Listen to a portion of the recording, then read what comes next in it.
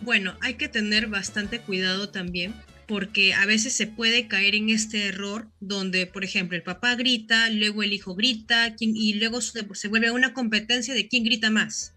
Y Ujú, sobre todo un círculo así, un círculo vicioso en el que empiezan a quién mostrar más autoridad que el otro. Entonces ahí lo ideal, uno tiene que mostrarse como el adulto maduro que es. Por ejemplo, si veo que el adolescente, el joven o bueno, la adolescente empieza a gritar, lo primero que uno tiene que hacer es frenar. ujú. Espera, bájame la voz. No vamos a tolerar este tipo de conductas. Primero, si quieres comunicarme algo, dímelo en voz calmada. Luego, tratar de conversar, razonar y darle los motivos y las razones por las cuales no se le está permitiendo hacer tal cosa.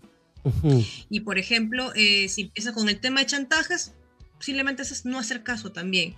Y siempre, ojo, siempre tener cuidado, por ejemplo, si es que de repente dice que va a hacer tal acción, entonces siempre estar ahí chequeando o mirando, pero no sé, hacerle caso omiso. Bueno, digas lo que digas, pero la decisión ya está tomada. Algunas cosas que sí tenemos que hacer firmes, no es necesario llegar hasta la agresión o, digamos, a la violencia. En realidad, ujú.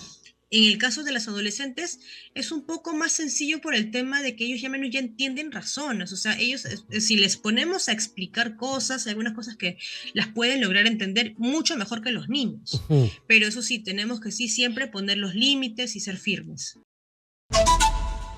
A ver, vamos entrando al tema de esta noche. Bueno, ya hemos repetido el tema en otras ocasiones cuando hay una necesidad de ahondar mucho más lo que estamos comentando y más aún cuando se trata tema de los hijos. Uy, tan fundamental hablar, tan necesario abordar para que de esta forma sepamos cómo manejar ciertas situaciones en casa. Y más aún cuando se trata, por ejemplo, de padres separados y también cuando se tratan de hijos únicos. Allí, por ejemplo, puede darse una situación muy fuerte cuando los hijos tienen a manipular a los padres, pero también se da otro contexto de los padres manipuladores, también, sí, también. ¿Cómo lidiar con los padres manipuladores? ¿Cómo lidiar con los hijos manipuladores? Acá metemos en el saco a todos, ¿eh? Aquí metemos en el saco absolutamente a todos, padres manipuladores, hijos manipuladores, esposas manipuladoras, esposos manipuladores, trampas manipuladoras, novias manipuladoras, a todos hay que meter, productoras manipuladoras, a todos hay que meter acá, conductores manipuladores, a todos, acá despertamos las emociones absolutamente todos, todos. El operador manipulador también, todos, todos. Pero es cierto, porque la actitud de manipular termina siendo provocada por alguien que quiere buscar un beneficio o alguien que quiere llamar atención, alguien que está buscando exactamente un beneficio de la persona a manipular. Puede ser su atención, un beneficio económico o algo que necesite, desee en ese momento para que pueda sentirse satisfecha. En el caso de los niños es muy distinto. El escenario con los niños es muy distinto porque un niño que está en edad en la primera infancia lo que está haciendo es expresar sus emociones.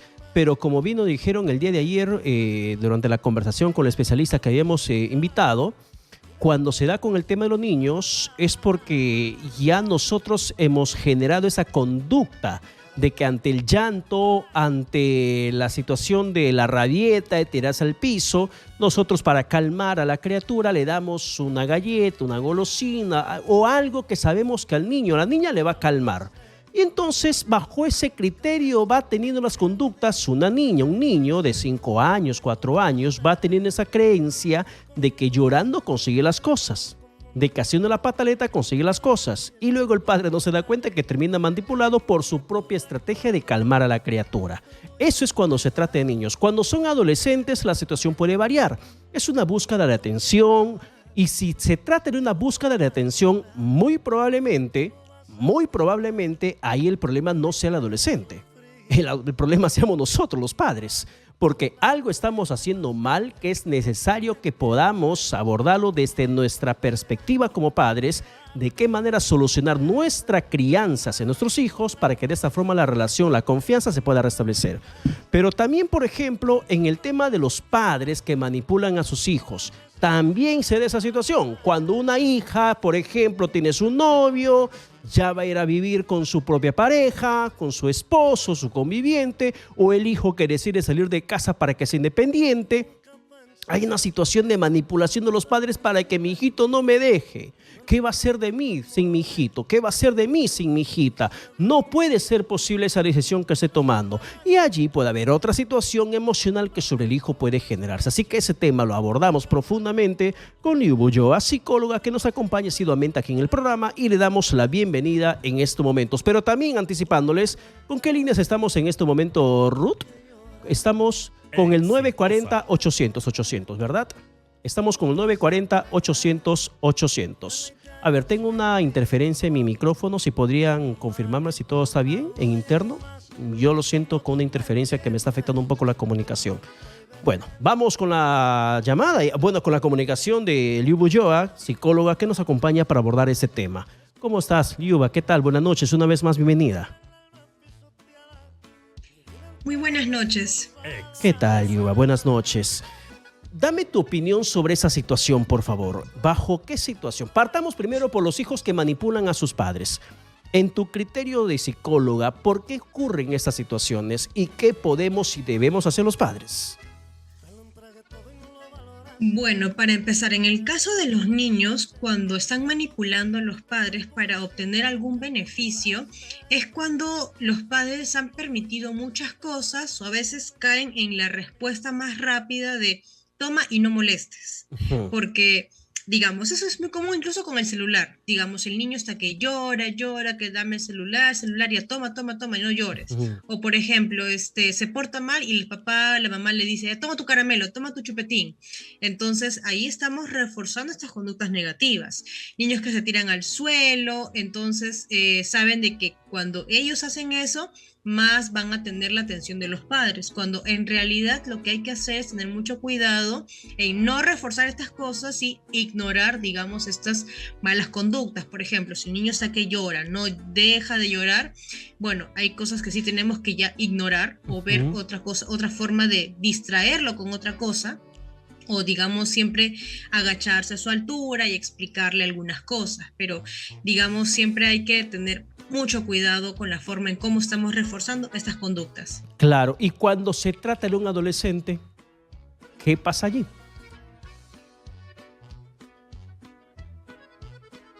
Liuba, se nos fue el audio, Liuba. A ver si podrías activar tu micrófono o de repente el tema es interno, si me confirman. A ver, ahora sí te escuchamos. Ahora sí, en el caso de los adolescentes, comúnmente es más por un tema de permisos para salir, que quiero ir a la casa de tal, que quiero irme a tal fiesta. Entonces empieza con la etapa de la rebeldía. Por ejemplo, ahí es donde se empiezan a mostrar más explosivos, es donde dicen que el carácter donde más se pronuncia. Entonces su forma de manipular a los padres es uno, que es muy común a veces, que tú no me quieres, que tú eres malo. Lo otro es de que si tú no me vas a dejar ir, no voy a hacer tal cosa. Empiezan a chantajear, empiezan a buscar cualquier cosa con que chantajear. Eso es en el caso de las adolescentes. Claro, ¿y cuáles son los límites que debemos poner? En el caso de los niños, ¿qué límites debemos poner para que esa situación no pueda repetirse y una criatura no entienda o no relacione llanto con beneficio? Bueno, primero es tratar de ser firmes con nuestras decisiones y con nuestras acciones. Por ejemplo, si es que el niño, es un ejemplo, quiere jugar con un juguete, digamos, a las 12 de la noche, que no quiere dormir. Entonces, ahí uno tiene que ser firme en sus decisiones, no tienes que irte a dormir. Y si es que el niño se pone a llorar, a hacer cualquier cosa, entonces ahí uno trata de calmar la situación, digamos un abrazo, pero sí, no ceder ante, digamos, lo que el niño quiere. O por ejemplo, si es que de repente quiere algo, un helado, estando enfermo, no, hay que ser igual firme, no le voy a ceder. Entonces uno tiene que ser, digamos, ponerse fuerte, no ser tan permisivo, porque los problemas surgen más cuando hay padres permisivos, cuando empiezan a permitir todo tipo de cosas. Por eso es de que cuando le ponemos un límite al niño o al adolescente, le empiezan ya a sentirse más frustrado. Ya, pero en el tema de los adolescentes entiendo que es ciertamente más difícil, porque ya el adolescente comienza a formar su propia personalidad y existe aún una situación de confrontación con los padres. Ya hay un boca a boca, un tete a tete con los padres o con la madre, de reclamarle, decirle, no te metas en mi vida. Entonces, y es una situación creo que mucho más tediosa y complicada. ¿Cómo poner un límite cuando ves que tu hijo adolescente, tu hija adolescente te está intentando manipular emocionalmente por un beneficio propio que necesita, que quiere, sin que llegues al punto de caer en una situación de agresividad? Porque entiendo que si uno se pone agresivo, la situación empeora más. Si pierdes la paciencia, ya pierdes el control de la situación, Liuba. Bueno, hay que tener bastante cuidado también, porque a veces se puede caer en este error donde, por ejemplo, el papá grita, luego el hijo grita, y luego se vuelve una competencia de quién grita más. Y se vuelve todo un círculo así, un círculo vicioso en el que empiezan a quién mostrar más autoridad que el otro. Entonces ahí lo ideal, uno tiene que mostrarse como el adulto maduro que es. Por ejemplo, si veo que el adolescente, el joven o bueno, la adolescente empieza a gritar, oye, lo primero que uno tiene que hacer es frenar. Espera, bájame la voz. No vamos a tolerar este tipo de conductas. Primero, si quieres comunicarme algo, dímelo en voz calmada. Luego, tratar de conversar, razonar y darle los motivos y las razones por las cuales no se le está permitiendo hacer tal cosa. Y por ejemplo, si empieza con el tema de chantajes, posiblemente es no hacer caso también. Y siempre, ojo, siempre tener cuidado. Por ejemplo, si es que de repente dice que va a hacer tal acción, entonces siempre estar ahí chequeando o mirando, pero no sé, hacerle caso omiso. Bueno, digas lo que digas, pero la decisión ya está tomada. Algunas cosas que sí tenemos que hacer firmes, no es necesario llegar hasta la agresión o digamos a la violencia. En realidad, en el caso de las adolescentes es un poco más sencillo por el tema de que ellos ya menos ya entienden razones, o sea, ellos si les ponemos a explicar cosas, hay algunas cosas que las pueden lograr entender mucho mejor que los niños, pero eso sí, tenemos que sí siempre poner los límites y ser firmes. Claro, por ejemplo, ¿necesitamos ayuda psicológica para poner límites? ¿Qué pasa si mi hijo comienza a reclamarme o echarme en cara ciertas cosas, a fin de que yo me sienta culpable de la decisión que esté tomando? Que no le permita salir, que le esté castigando con una salida a la fiesta, una reunión con los amigos, y no sé, que me diga, pues, ¿y tú cuando tenías mi edad hacías lo mismo? O tú también has hecho lo mismo con tu papá, con tu mamá, y comienza a recordarme incluso errores del pasado. Yo escuché situaciones así, Liuba. De repente también te ha tocado tener en consulta esos temas. Cuando los hijos echan en cara el pasado de los padres cuando esos eran adolescentes, cuando éramos adolescentes, y nos refutan y nos condicionan nuestra decisión, nuestra conducta como padres, porque también, dicen ellos, cometimos e hicimos lo mismo y por lo tanto no tenemos moral para poder tomar decisiones sobre ellos.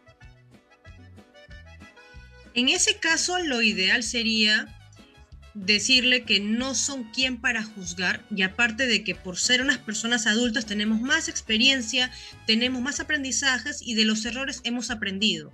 Por ejemplo, es decir, si es que yo de repente tuve tu edad, hice tal cosa, pues ahora yo reflexiono y no estuvo bien. Y entonces ahora que yo soy adulto, trato de prevenirte, de ayudarte y de tratar de orientarte a seguir el mejor camino. Y si te digo que esto es así, hazme caso porque yo tengo más años de experiencia que tú. Es una forma, digamos, de defender tu posición como adulto, porque no te vas a poner en el mismo plan de un adolescente, de que si te empieza a acusar, te empieza a decir cosas, bueno, entonces uno tiene que ser un poquito más fuerte emocionalmente. Claro. Y no dejarte, digamos, de sentirte culpable, porque al fin y al cabo todos hemos sido jóvenes, pero claro, la diferencia es de que has sido joven, ya eres adulto, ya has pasado por un proceso de aprendizaje, has aprendido tus errores, entonces, ¿qué es tu deber como padre?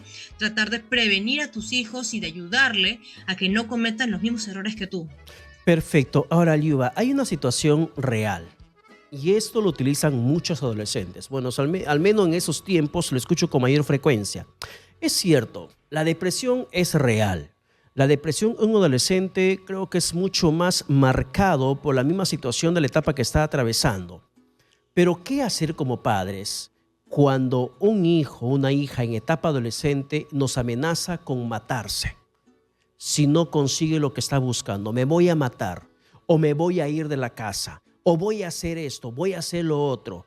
¿Cuál tiene que ser nuestra conducta como padres cuando sentimos que estamos siendo absorbidos por ese grado claramente fuerte emocional para nosotros de escucharle nuestro retoño que está haciéndose grande, que se quiere matar porque le estoy castigando, porque le estoy restringiendo ciertas cosas o porque hay algo que no le agrade? Y en la confrontación me dice, ojalá me hubiese muerto, ojalá no hubiese nacido, me quiero matar, me voy a matar o me voy a ir de la casa. ¿Cuál tendría que ser nuestra conducta cuando escuchemos o si estamos atravesando por situaciones de ese tipo de discusiones con los hijos? Bueno, de hecho, este tipo de respuestas ya son un poco más delicadas, por así decirlo, porque lamentablemente a veces hay casos, y lamentablemente sí he tratado este tipo de casos donde el adolescente dice, me voy a matar, me quiero hacer tal cosa, y lamentablemente lo terminan haciendo. Entonces ahí en ese caso, si es que ya escuchamos este tipo de respuestas, uno trata de calmar la situación y al menos decir, entiendo que te puedas sentir, o sea, validar la emoción. Entiendo que te puedas sentir frustrado, molesto, pero por favor comprende estos motivos. Tratar de, como se dice, calmarlo. Luego, tratar de tener bastante cuidado en la casa con los objetos punzantes o las pastillas. Entonces, tenerlo mejor en lugares estratégicos donde los padres puedan conocerlos y digamos no puedan tener un libre acceso porque a veces nunca sabemos, pero a veces cualquier cosa puede ser peligroso. Entonces tener precaución y siempre estar observando, por ejemplo, de cuando en cuando ir a su cuarto, observar lo que qué es lo que está haciendo o, por ejemplo, tratar de estar monitoreando, ¿no? O sea, no se trata de que ya lo dejo así con lo que me dice y ya, sino que uno tiene que estar ahí al menos dando ese apoyo, esa observación. ¿Y cómo evito que esa situación se termine convirtiendo en manipulación? Porque no vaya a ser que ante esa circunstancia que el hijo vea que realmente mi padre y mi madre ha cedido ante la amenaza que le di y puede utilizar esa conducta de advertir, me voy a matar, me voy a ir, me voy a hacer esto, me voy a hacer lo otro y ya veo que recibo un beneficio, recibo más atención. ¿Cómo evitar que esa acción, que puede ser válidamente la emoción de depresión, de profunda tristeza que el hijo pueda vivir en ese momento, pero que como en el niño, que llora, que hace su pataleta, que esa situación extrema del llanto o la actitud del adolescente no se convierte en manipulación? Porque allí creo que termina generándose un grave problema en la forma de cómo el padre tiene que lidiar con ello. ¿Renuncia a la autoridad, a la disciplina o termina siendo mucho más flexible con el hijo que está comportándose de esa manera? Pero explícame por favor ese tema, que no quiero que saltemos la llamada telefónica que tenemos en estos momentos con Eusebio, que nos llama desde Huancavelica. Hola Eusebio, ¿qué tal? Buenas noches. ¿Qué tal, Eusebio? Mucho gusto poder conversar contigo. Cuéntame, Eusebio, tu tema, tu caso. Consultar a la doctora. Ajá. ¿Sabes que me está escuchando, señor Pedro? Sí, estamos al aire, Eusebio. Ya. Yo perdí a mi esposa hace 2 años. ¿Ya? Entonces tengo 4 criaturas acá en la casa. ¿Ya? ¿Qué edad es Eusebio? Entre los 23, 18, 15 y los 12 años. Ya, a ver, ¿23 o 3 años? 23, 18, 18, 15 15 y 12 años. 12 años, ya, perfecto. Entonces, sí. Hay veces, señor Pedro, doctora, no lo puedo gritar, no lo puedo decir, porque a veces a mí también me da pena, porque cuando le grito, quizás ya pero ellos van a decir, no, si mi mamá está muerta, y cómo que me vas a gritar, eso es el que a veces no me puedo gritar. Yo soy licenciado del ejército. Ya. Yo como licenciado le trataría como debe ser, pero a mí la verdad que no puedo y no sé cómo puedo hacer con las criaturas. Es que como me siento solo. Ya, Eusebio, pero Eusebio, y eso que tú atraviesas, cuéntanos un poco más. Eso que tú atraviesas, que no puedes llamarle la atención, no puedes poner reglas firmes en la casa, no puedes levantar la voz para que pongas un límite de repente a ciertas conductas, ¿con quién exactamente te pasa? ¿Te pasa con los 4 o con alguno en particular? El detalle es, señor Pedro, a veces se ponen melancólicos, se ponen así bien tristes y al ver su su fisonomía. A veces no me atengo a gritar, a poner las cosas en orden, sincero. Y yo quisiera que la doctora que me aconseje qué puedo hacer, cómo puedo hacer, de qué manera lo puedo, no ya poner las cosas en regla. Ya, por eso te preguntaba si es que esto pasas con algún hijo en particular o con todos. ¿Has confrontado o te han confrontado cuando quisiste llamarle la atención, Eusebio? ¿Te han reclamado, te han dicho? No, en ese sentido no, sino lo que veo es de que fisionómicamente yo lo veo de que los niños se ponen bien tristes, se le nota, ¿no? Melancólicamente, cabizbajo, pero bueno, entonces me abstengo, ¿no? De Ok, gritarles, ok. de evitar esa situación. Ya, y tú ves algo en Y casa con ellos y no sabes si llamarles la atención o no, porque los ves tristes, desencajados por la ausencia de mamá. con la pérdida de su mamá. Ujú. ¿Y cómo te sientes tú, Eusebio? ¿Cómo estás tú emocionalmente?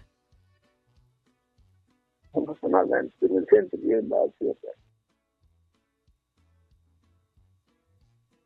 Bien mal, me siento. Por eso la doctora quisiera que me aconseje qué cosa puedo hacer, no sé, un viaje o salir de la casa, no sé, como un profesional yo quisiera que la doctora que me apoye. Perfecto, gracias por la llamada, Eusebio, por confiar en nosotros para que puedas tener la orientación correspondiente. Liuba, por favor. Ahí tenemos un caso bastante fuerte de Eusebio. Es más un tema de ver a sus hijos desencajados por la muerte de su esposa, mamá de los hijos, 23, 18, 15 y 12 años. Y él no sabe cómo llamarle la atención porque los ve aún tristes porque mamá no está. Bueno, y por eso la pregunta final que le hice es cómo se encuentra él. Y él también se encuentra terrible emocionalmente por esta pérdida de su esposa. ¿Qué puede hacer él consigo mismo y frente a sus hijos, Liuba? Exitosa. Bastante triste, la verdad, lo que nos comenta. Es bastante fuerte y duros porque si nos ponemos a pensar, si para alguien, unos padres es difícil, digamos, ver por sus hijos, ¿qué será de una persona que tiene que ver, digamos, solo por sus hijos? Entonces, bueno, en este caso yo sé que nos va a ganar el sentimiento por el hecho de que los vemos tristes, cosas así, pero de hecho hay cosas de que hay que saber en qué momento vamos a corregir. De hecho, si es que es necesaria hacer una corrección, tenemos que hacerla, no porque digamos que me da pena, o sea, no tiene que, digamos, lamentablemente, a veces mostrarse fuerte, no necesariamente uno tiene que llegar ni a la violencia, ni a gritar, sino que podemos utilizar la voz asertiva. Por ejemplo, el ser Ya. asertivo, por ejemplo, es tratar de llamar la atención, tratando de validar la emoción de nuestros hijos. Por ejemplo, si yo veo que mi hija está triste, está cabizbaja, hija, cuéntame, me gano su confianza, cuéntame qué es lo que pasa, en qué puedo ayudarte. Y de hecho también no hay que descartar también un apoyo psicológico, también sería bueno de repente acudir en un centro comunitario para al menos un acompañamiento psicológico, Claro. porque, digamos, al pasar por este proceso de duelo no es fácil, porque tanto las niñas como el señor están pasando por este proceso de duelo y es difícil, digamos, ahora asumir una responsabilidad solo, entonces no estaría, digamos, de más pedir un poco de orientación, porque de hecho a veces solo uno no puede, porque a veces uno dice, ya, está bien, lo voy a intentar, pero como se dice, se siente solo, siente que a veces no puede o que le ganan, entonces ahí necesitaría, digamos, un poquito más de fuerza, de repente un acompañamiento psicológico, una Ya. orientación para poder hacer, digamos, una corrección correspondiente, porque Liuba. tampoco se trata de que, ay, voy a explotar, como se dice. Claro, Liuba, pero en este Sí, caso, corrígeme si estoy equivocado, por favor. Entiendo que en el caso de Eusebio, que nos llama de Huancavelica, él siente que no puede llamarle la atención a sus hijos porque los ve desencajados, a pesar de que ya son dos ya son adultos, 18 y 23 años, y hay dos adolescentes de 12 y 15 años. Él siente que no puede llamarle porque les ve muy tristes. Y por eso le pregunté al final cómo se siente él, y él nos dice que está destrozado. Para que pueda tomar acción sobre alguna mala decisión o mala conducta de sus hijos, primero tendría que sanar a Eusebio. Tendría que aprender a sobrellevar este duelo. O sea, antes de enfocarse en sus hijos, Eusebio tiene que enfocarse primero en él mismo.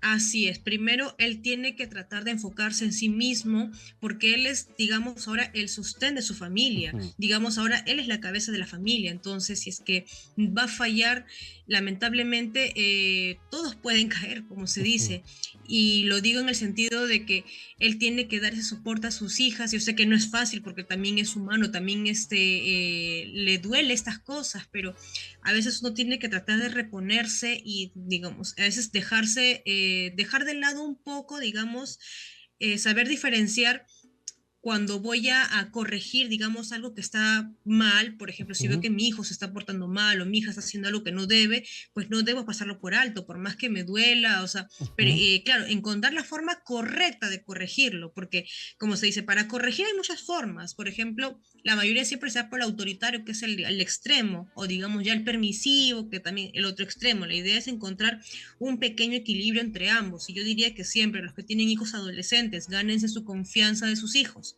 para que ellos puedan compartirle sus cosas y poder hacer una orientación. Y si quiero corregir algo, lo hago en la voz asertiva. Ok, hija, cuéntame, ¿qué es lo que pasa? ¿Por qué estás haciendo esto? ¿No? Entonces, me muestro serio. Ujú. No necesariamente lo estoy maltratando, ni pegando, ni gritando, pero sí me muestro serio y trato de corregir la situación.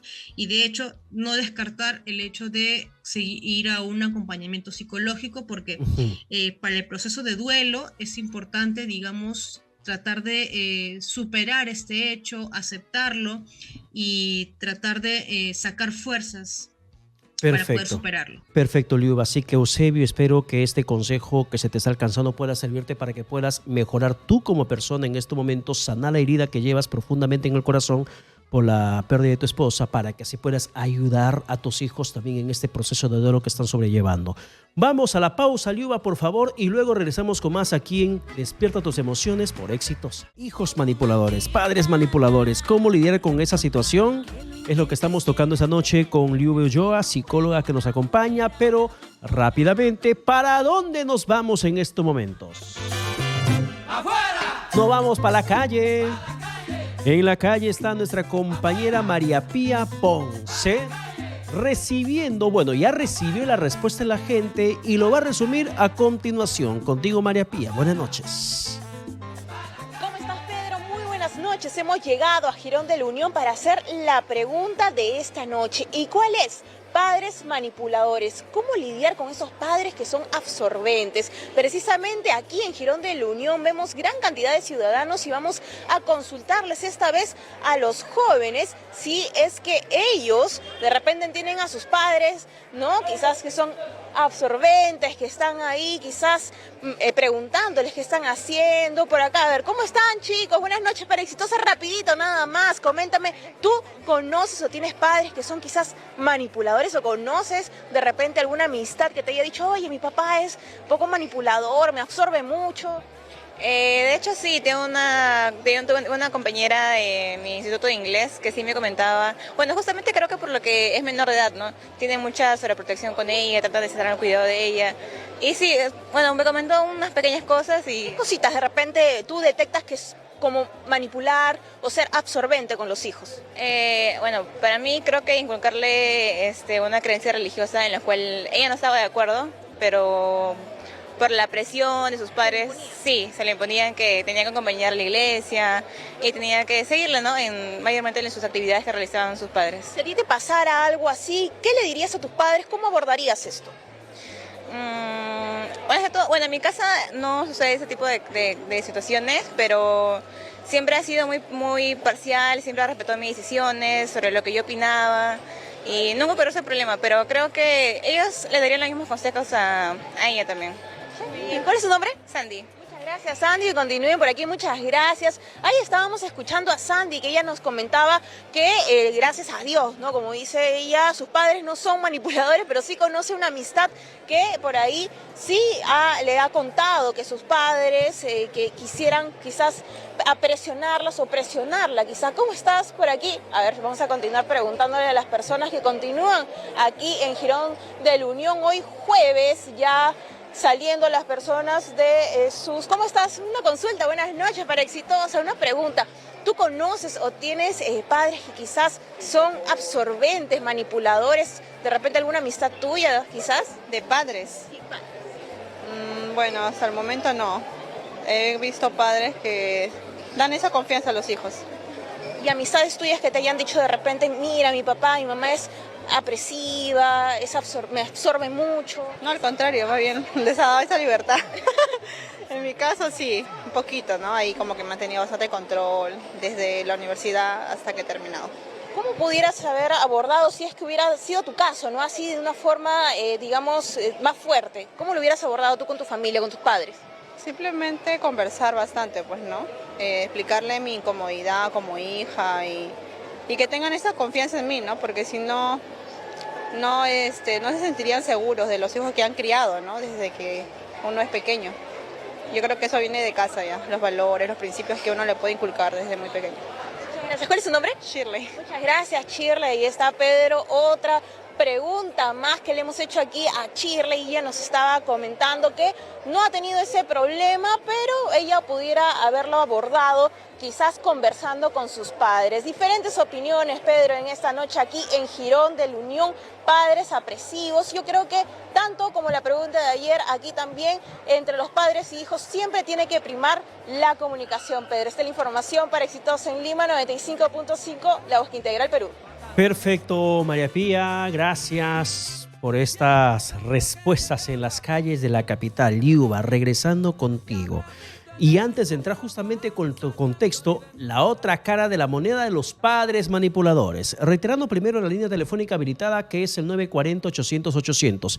En el caso de los hijos, yo te preguntaba algo, Liuba, ante la llamada de Eusebio, de Huancavelica, respecto a cómo evitar que una situación de sensación o anuncio del hijo que se va a ir de la casa, que se va a ir o que se quiere matar, que esa situación, que probablemente sea depresiva y que necesite la atención correspondiente, no se convierta en una acción manipuladora frecuente.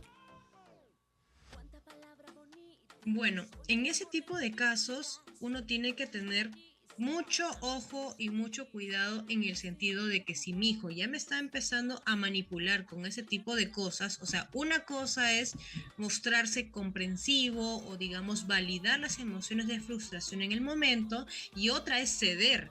Porque, digamos, hay casos, he escuchado, dice, ay, si no me compres el iPhone, que me voy a cortar.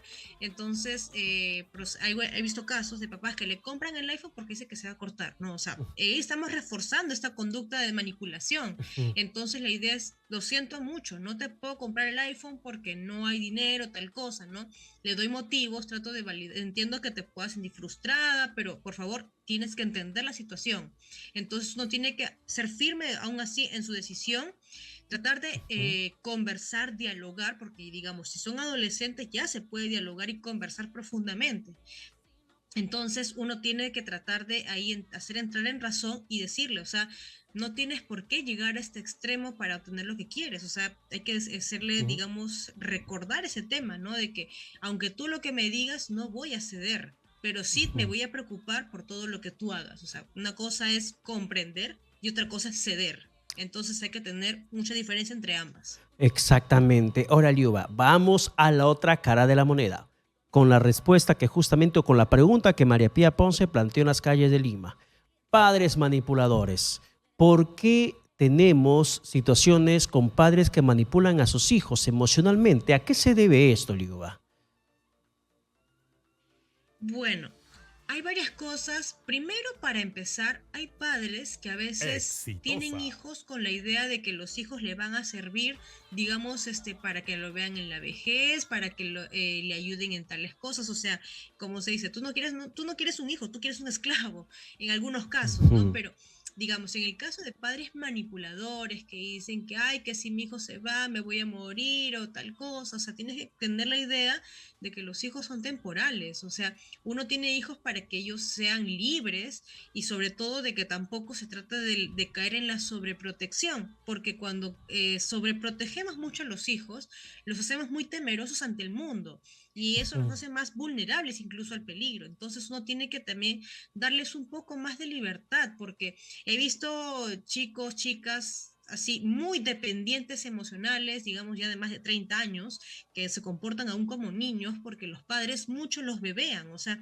los tratan como niños hasta, digamos, hasta una edad adulta, ¿no? Pero uno tiene que tener en cuenta de que los hijos, uno, nacieron para ser libres, lo otro es para que tú acompañes en ese proceso, digamos, de crecimiento, para que sean independientes, y lo otro es de que está en su decisión de ellos, digamos, a dónde quieren ir o qué Ujú. es lo que quieren hacer, porque a veces pasa de que hay hijos que quieren irse, digamos, de viaje al extranjero y no quieren hacerlo porque dicen los papás, ay, que si mi hijo se va, me va a pasar tal cosa, entonces ya por un tema ahí de manipulación, el hijo tiene que renunciar a sus sueños o a tales cosas por complacer a los padres, entonces uno tiene que ahí tener en consideración ese tipo de aspectos. Perfecto. Vamos con otra comunicación, Liuba, en estos momentos, por favor, porque nos llama Paulina.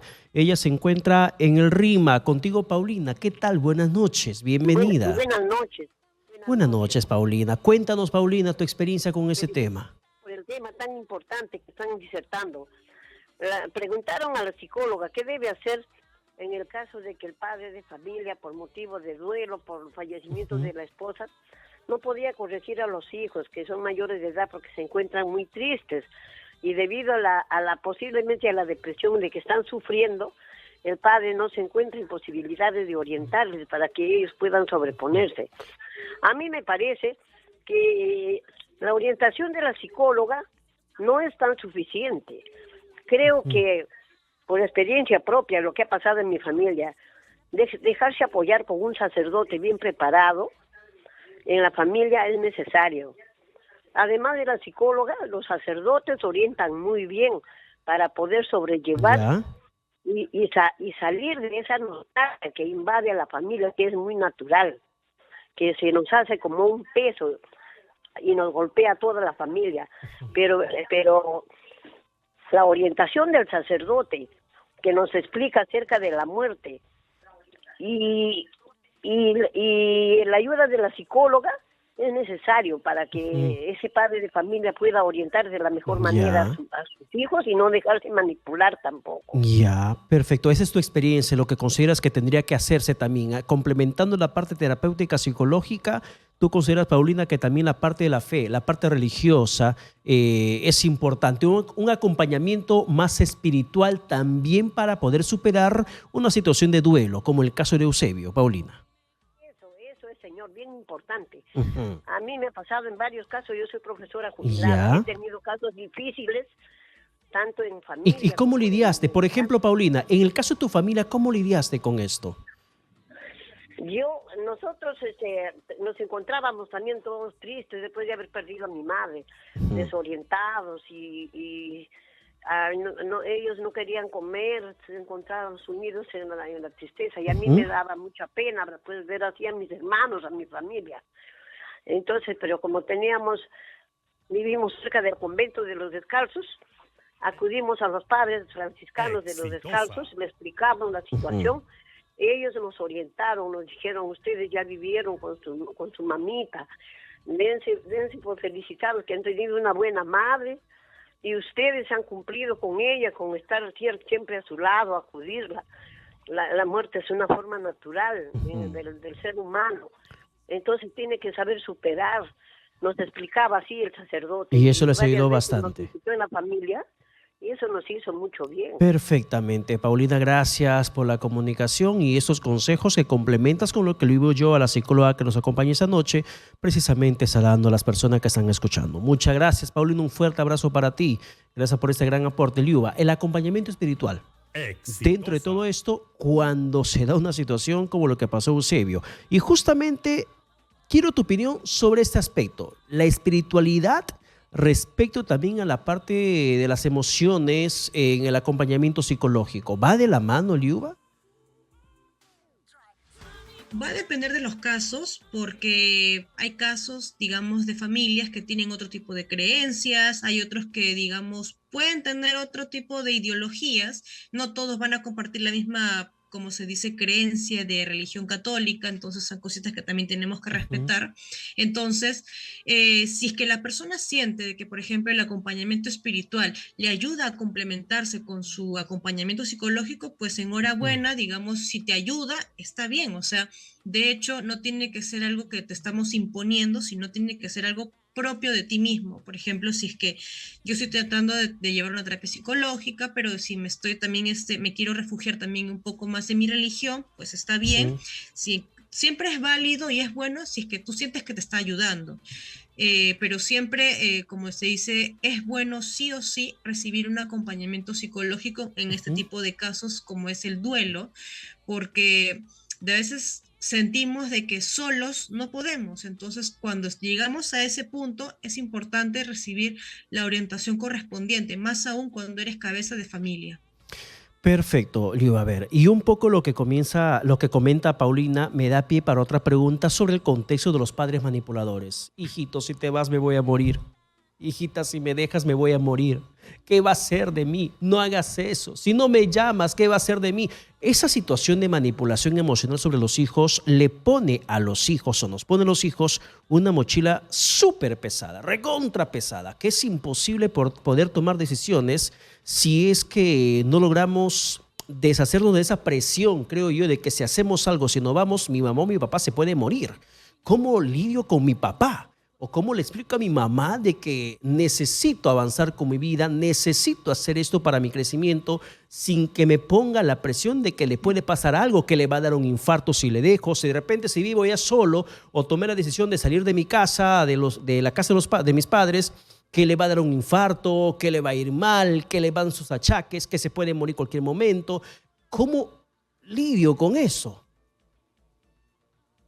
Bueno, este tipo de casos ya los hemos escuchado incluso desde la antigüedad, porque no sé si habrán escuchado que ahí está la familia, a veces escogen a uno de los hijos, dicen, generalmente el que no se casa o el que no tiene hijos para que cuide a los padres. Ujú. Ya tú que eres soltera, tú que eres soltero, te quedas para cuidar a mi mamá y mi papá. Y entonces lamentablemente ese hijo tiene que sacrificar su vida por cuidar a los hijos, perdón, para cuidar a los padres. Y lamentablemente cuando llega la hora donde el papá o la mamá fallece, ese hijo se queda solo, se quedó sin familia, se quedó sin sueños, sin metas, porque dedicó toda su vida a cuidar, digamos, a su mamá o su papá, digamos, por ese tipo de manipulación, que si te vas, me va a pasar tal cosa, que me voy a morir. Entonces, uno tiene que a veces, sé que suena un poco cruel esto, pero a veces uno tiene que pensar primero en sí mismo. O sea, Ujú. está bien, de hecho está bien el hecho de honrar a los padres, pero tampoco puedes dejar de lado tus sueños. O sea,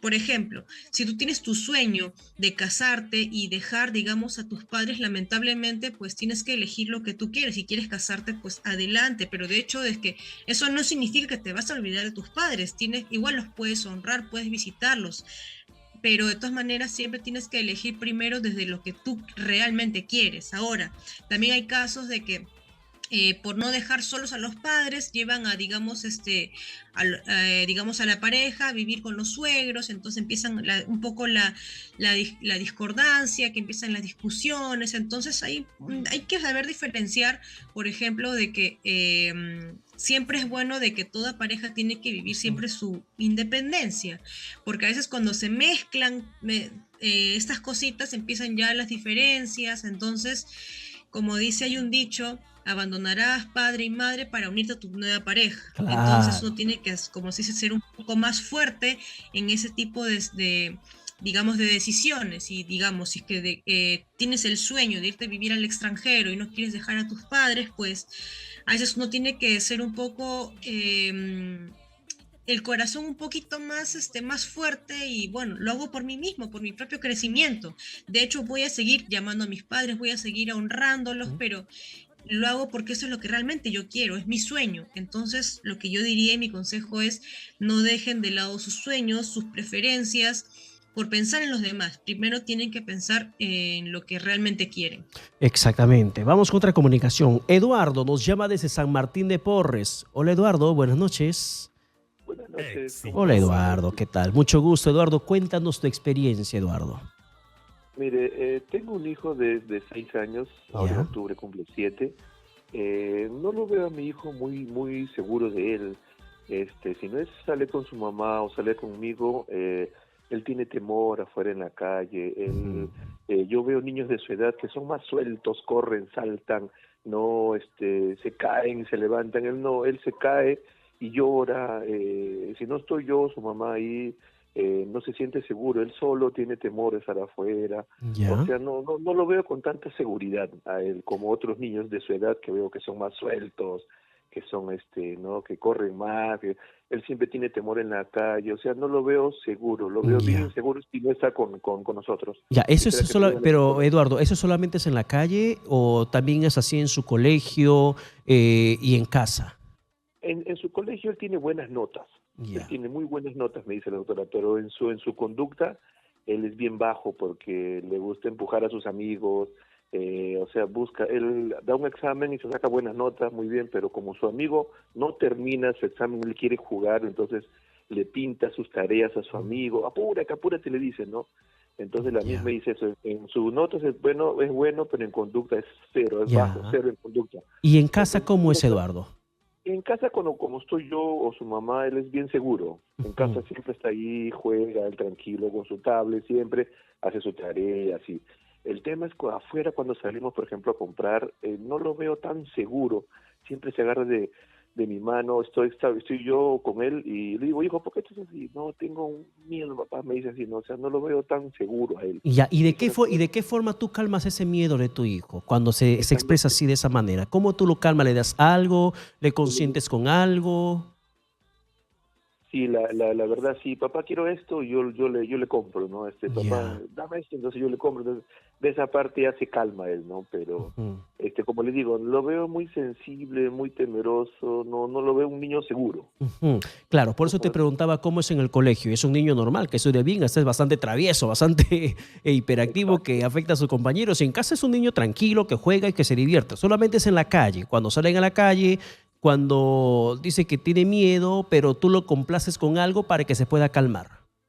Sí, no sé si seré yo el que estoy mal, ¿no? De repente, porque yo lo sobreprotejo bastante, ¿no? Ujú. Él se cae y yo corro, ¿no? Bueno, entonces yo corro, ¿no? Entonces de Ya. repente yo soy el que estoy mal, o no sé en qué o cómo comportarme con él, ¿no? Interesante. Gracias, Eduardo, por la llamada. Liuba, ahí está todo el contexto graficado de lo que pasa Eduardo con su esposo y con el niño de 6 años. ¿Qué puedes decirle al respecto? Bueno, a veces es común ese tipo de conductas cuando mucho hemos sobreprotegido a los hijos. A veces es común cuando, digamos, es el hijo mayor o, digamos, el hijo último, lo cuidamos demasiado, incluso más en la calle, porque, ay, cuidado que se cae, cuidado que tal cosa, cuidado con el carro. Entonces estamos siempre en ese sentido de alerta y sin querer estamos asustando al niño, cosa que ahora sale a la calle y tiene miedo. O sea, de hecho no sabemos si es que este es el caso, porque, bueno, de hecho necesitamos un poquito más de información, pero con lo que más o menos comenta, eso es lo que suele pasar cuando hay mucha sobreprotección. Entonces, ¿qué es lo que hay que hacer? Darle un poco más de independencia, por ejemplo, sobre todo en la calle, que es donde observa que es donde tiene más inseguridad, pues lamentablemente hay que ya ir soltándolo, porque este niño ya está creciendo, en algún momento va a ser adolescente, entonces ya desde ahorita hay que ir ya poco a poco dándole confianza, por ejemplo, caminar ya no siempre de la mano, sino al menos ya caminar cada uno de forma independiente, Ujú, hacer que cruce la pista, mirar al semáforo solo, a ver en qué color está, a ver, cruza, hay que darle un poco más de seguridad. ujú, E incluso, por ejemplo, si es que se cae, a veces pasa de que, ay, se cayó, empiezan a correr. Entonces ahí es donde el niño más se asusta. ujú. Entonces la idea es, tranquilo, estás bien, ¿en qué puedo ayudarte? Te ayudo a levantarte. Entonces hay que empezar a dar más confianza al niño. Y Liuba, y esas situaciones sobre protección que le da Eduardo en el instinto paterno, protector que él tiene, que es natural en muchos padres, en todos creo, ¿puede estar generándose una manipulación? Te pregunto, porque como dice Eduardo, cuando ve a su niño así, entonces el niño comienza a pedirle cosas, yo quiero esto, y Eduardo le compra todo lo que está pidiendo para que esté tranquilo cuando salen a la calle. ¿Encontró de repente una actitud manipuladora a su hijo en esa conducta de inseguridad cuando está en la calle? Puede ser, o sea, de hecho no al 100%, digamos, como afirmación, pero Ujú. puede que haya una probabilidad, porque a veces los niños son tan inteligentes, los niños son tan hábiles, que ellos, sin que nos demos cuenta, ya analizan a sus padres y saben en qué momento ellos van a ceder. Entonces, si yo me hago así, de que me va a pasar algo, entonces mi papá va a responder de tal forma, entonces hay una probabilidad de que puede que sí. Entonces, hay que ver en qué tipo de situaciones le vamos a comprar o en qué tipo de situaciones vamos a ceder ante lo que el niño quiere. Entonces, primero uno tiene que ver que no sea no vamos a, ¿cómo se dice?, a premiar o a reforzar una conducta negativa con tal de, como se dice, ay, para que no llore o para que no reniegue, ¿no? Entonces hay que tener cuidado con esto. Perfecto, Liuba, por favor, ¿cómo te podemos ubicar? ¿Cómo más? ¿Dónde y cómo? Me pueden encontrar tanto en Facebook como en Instagram como psicóloga Liuba Ulloa, Saludarte Mente. Perfecto, gracias, Liuba, por acompañarnos una noche más. Que tengas buenas noches. Muchísimas gracias. Muchísimas gracias.